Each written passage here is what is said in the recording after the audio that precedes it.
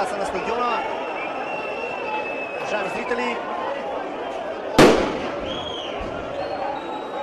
влезнаха да се саморазправят червените фенове. Побегнаха. Сплашени футболистите на Аждот.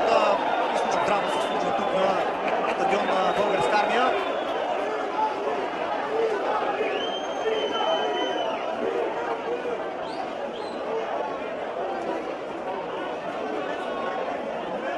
Вижте къде отидоха част от футболистите на Аждот. Това е край на тази среща, няма да се играе естествено.